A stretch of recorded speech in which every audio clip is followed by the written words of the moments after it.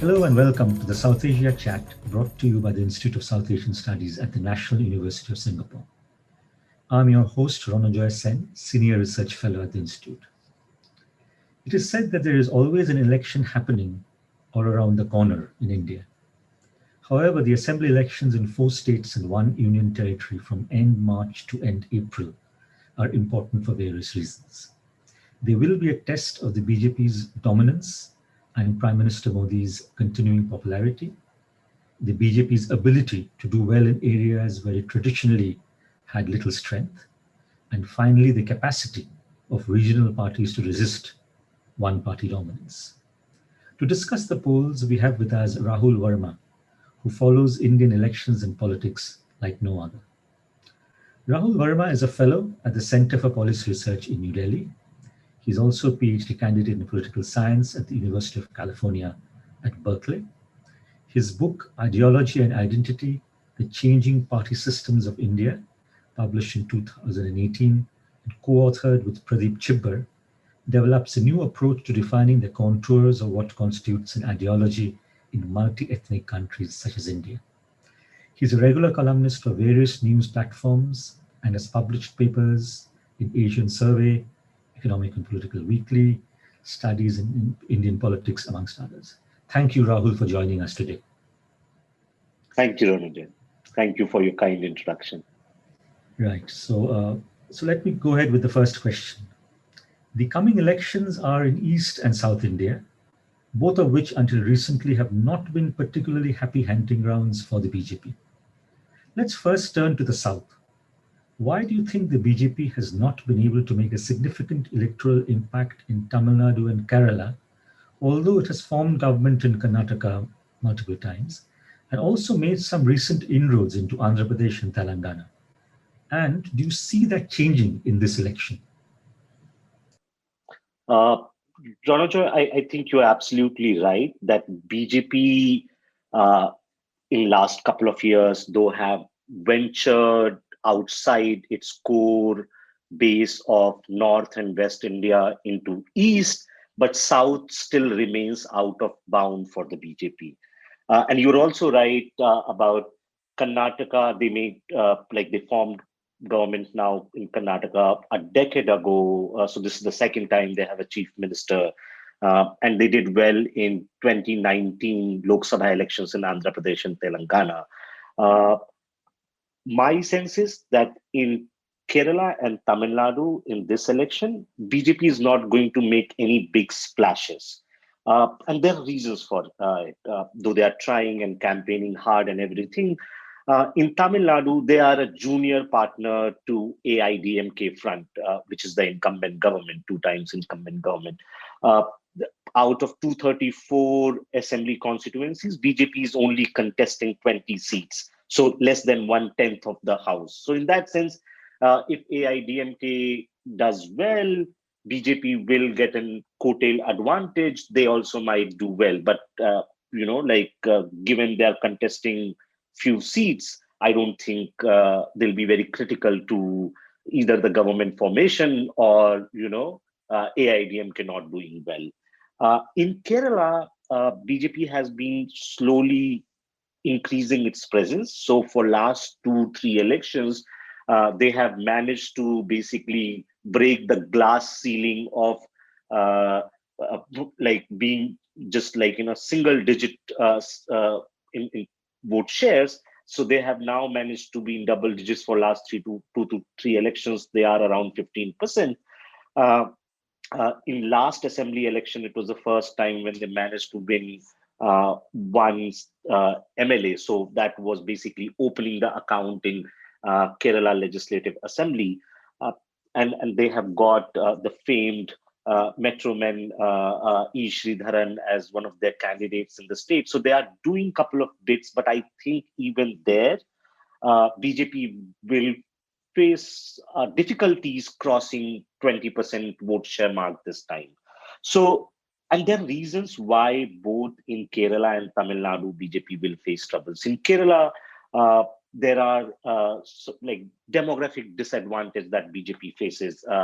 It is a state that has a significant Muslim population, a significant Christian population, both of them combined basically are half of the state's electorate, right? So there is a ceiling for the BJP. Though what BJP is very interestingly doing in Kerala, Prime Minister visited some church leaders, and they are trying to basically align with some Christian leaders. So in a sense, they are making efforts, but it will take time. This election, I don't think anything is going to change for them in Kerala beyond basically crossing the 20% barrier. It would largely depend on what happens to UDF or LDF in this election. That will basically set in motion how BJP can take advantage of the situation. Similarly, in Tamil Nadu, as I mentioned, it's a minor party, but AIDMK, without its tallest leader, Jayalalitha, who died in 2016, if AIDMK doesn't win this election and stays away from the power, there are speculations that certain leaders from AIDMK may shift towards BJP because it's a national party and it's growing, and that will again set in motion certain things for the BJP. So in conclusion, I don't think anything is happening in Kerala and Tamil Nadu in this election for BJP, but going forward, they might have some things going for them. That's a great summary of the situation in both Tamil Nadu and Kerala, as well as looking ahead to the future politics there. Let's move to the east. The BJP's success in Assam, one of the states going to elections, is fairly recent. Do you see the politics over the Citizenship Amendment Act, or the CAA, having an impact on this election? And is the Congress AUDF alliance likely to give a contest to the BJP? Thank you. Let me sort of join the dots from the previous answer to this, trying to answer this question. Basically, politics in any given place, in any Indian state or anywhere, is also determined by what the two main parties or alliance do in any state. BJP managed to gain in Assam, like a sudden gain in Assam in 2014, right? It was a very minor party. It became an important player in 2014 and then suddenly forms government in 2016. That was also created by a vacuum in Assam politics where Congress was incumbent for 15 years and there was no big opposition party present. AGP, Assam Gon Parishad, was declining, even AUDF was declining. So basically, the vacuum in opposition created that kind of space for the BJP in Assam, which happened in Karnataka, which seems to be happening in Telangana and Andhra Pradesh for BJP. But not in Kerala and Tamil Nadu. Now, coming back to Assam, I think, like a couple of months back, there was speculation that BJP is going to have an easy time in Assam. They are going to easily win the state.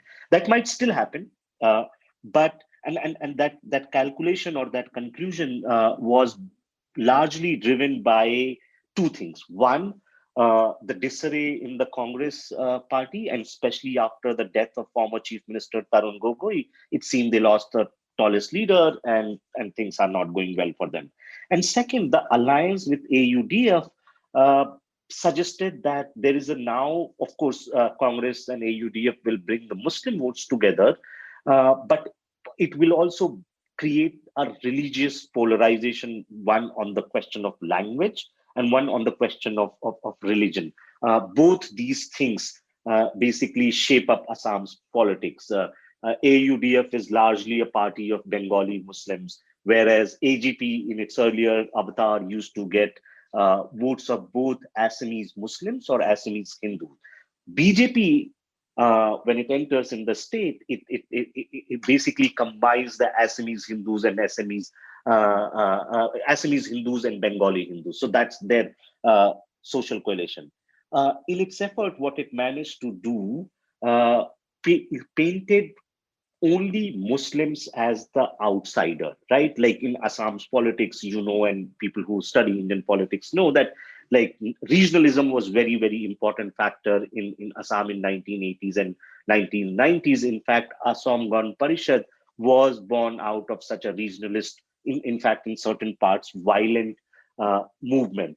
So CA now created a very different kind of impact in Assam compared to other states, because Assam's politics has revolved around outsiders, not just Muslims, but also Hindu outsiders who came from West Bengal or Bangladesh or Tripura, right? So in a way, it sort of like created a very interesting fallout where you have seen new parties emerging in Assam out of the protests that happened against the CA. We don't know how much impact they are going to have uh, on the final result, but certainly now this election has basically become an election which will not just only have the language and religion component, but also regional component within Assam. So by regional component, I mean, like if you look at Assam, it could be neatly divided into three parts, and these three parts are voting in three different phases in this election. So Upper Assam, which has basically, home for AGP movement. Then the Lower Assam, which has Bodoland and parts touching with Bangladesh and Meghalaya and other places. And then you have Barak Valley in south. And these three regions, it seems, because of CA's impact, are going to vote very differently.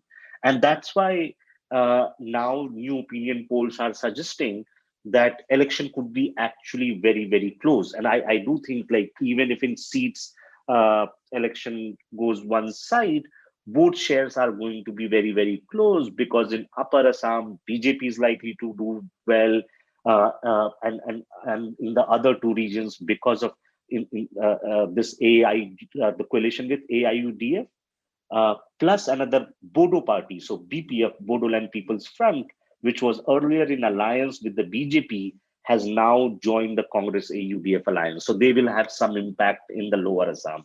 So now, basically, it has become close and a bit complicated to sort of make a forecast at this moment.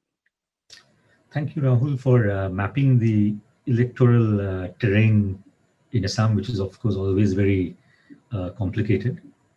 Let us now turn to West Bengal, which is probably the most fascinating contest this time. What explains the BJP's recent success, especially in the 2019 general election in Bengal? No, you are absolutely right, Ronojoy. This is one of the most fascinating election.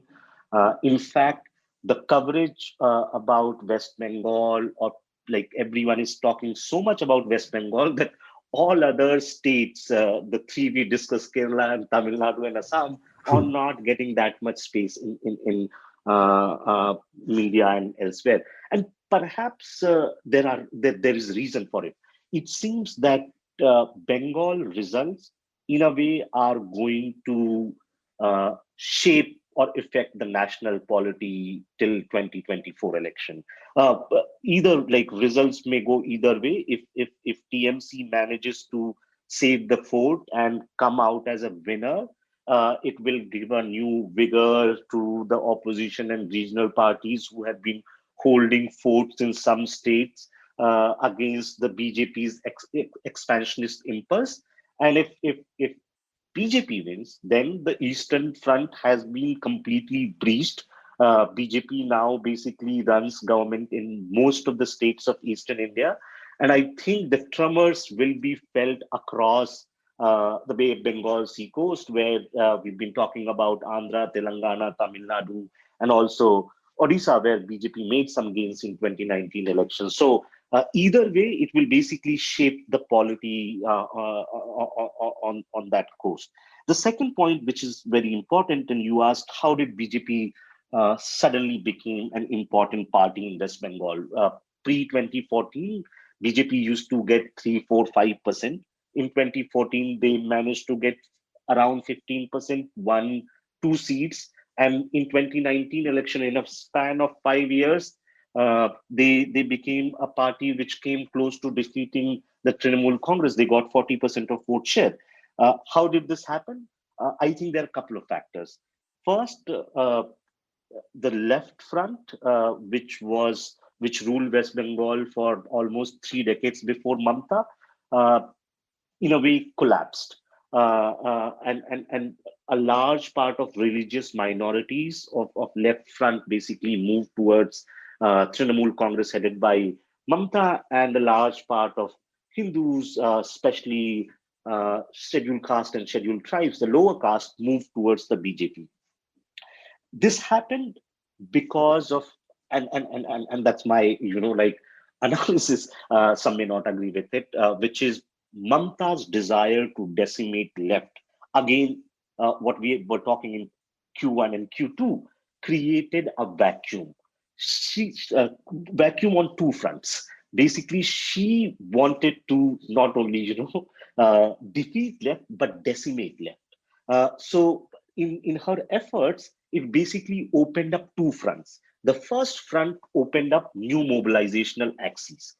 Bengal, where social identities were not clearly very much part of the political arena, suddenly became important, right? So now, basically, you could talk caste and religion. You could talk so many identities that were ready to be mobilized in the political arena. In fact, because so earlier religious minorities, Muslims, which make up almost 1/3 of the electorate, were largely with left, but they were also like voting for the Congress in certain pockets, voting for the TMC in certain pockets.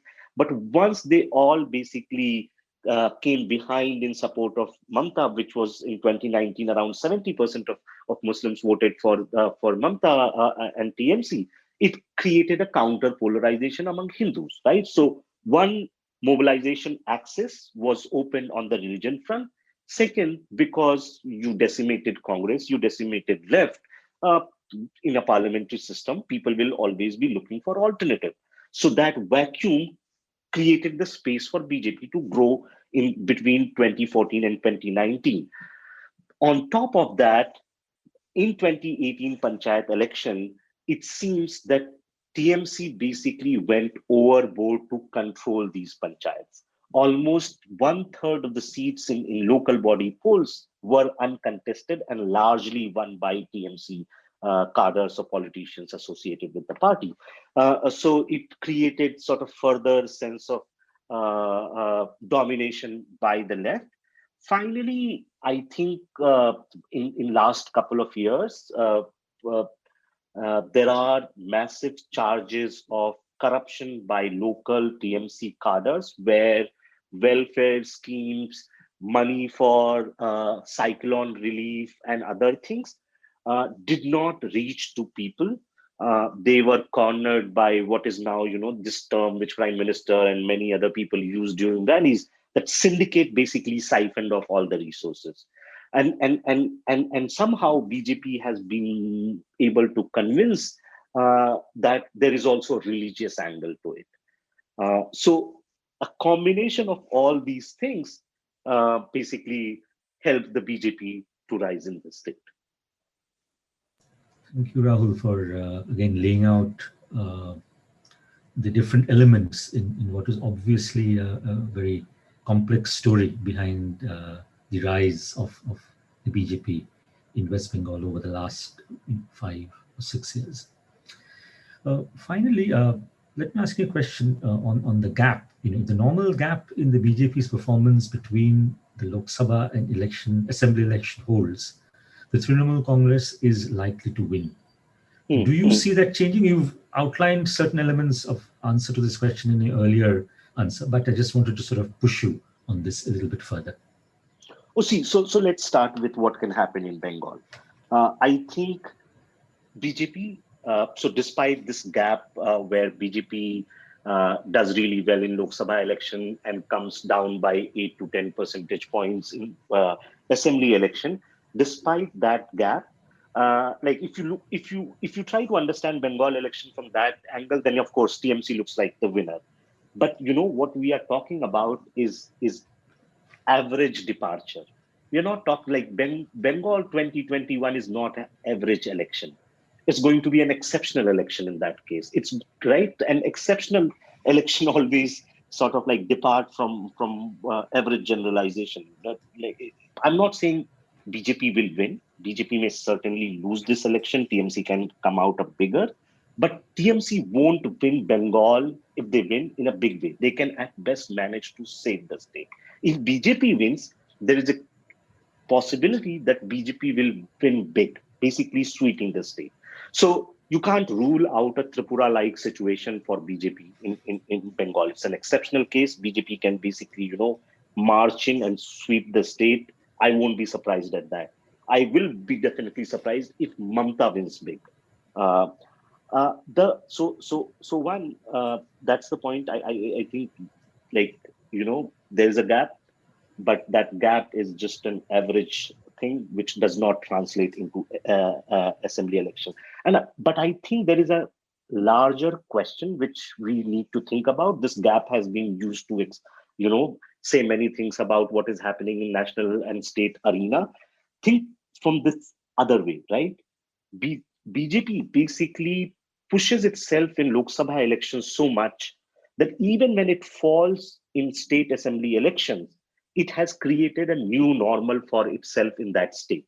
Basically, it has raised the bar. BJP was a 4% party in Bengal, 6-7% party in Haryana, fourth number player in Maharashtra, you can just keep on counting states to think of Bihar. In each of these states, BJP was a nominal player pre-2014. It basically gets a very high vote share in Lok Sabha. It comes down, but even if it comes down in the assembly election, now it's a major poll in all these states, right? So in a way, it has changed the electoral competition of that state. Finally, I think on Bengal, one needs to sort of remember that Bengal is an 8-phased election, right? And anything can change. So that's why I don't even want to say who's winning. And I don't want to even consider that 8 or 10% general gap which BJP has. Is that first phase is on 27th, and on April 6th, 3 phases in Bengal would have polled, and every other state would have polled.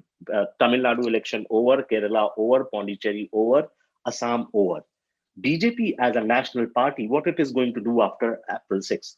It's going to put all its resources in Bengal after April 6th, when 5 phases are going to be, polling. Mamta's resources or TMC's resources are going to be constant. So in a way, after April 6th, things are going to be changing for the BJP in a different way. And one must remember a lot can happen over these long phases. If you think of just Bihar, which polled in just 3 big phases, and if you look at the Bihar 2020 result, BJP or NDA trailed in the first phase, came neck and neck in the second phase, and trounced the RJD alliance in the third phase, and overall winning the state by a small margin. I would not rule out such a possibility for BJP in West Bengal. That in 8 phases, in the course of 8 phases, BJP can turn the election in its favor. We've run out of time, unfortunately. Thank you, Rahul, for those fascinating insights, and looking forward to the election results on May 2nd. Thanks. Thank you. For listening to South Asia Chat. If you wish to learn more about our work, visit us at isas.nus.edu.sg.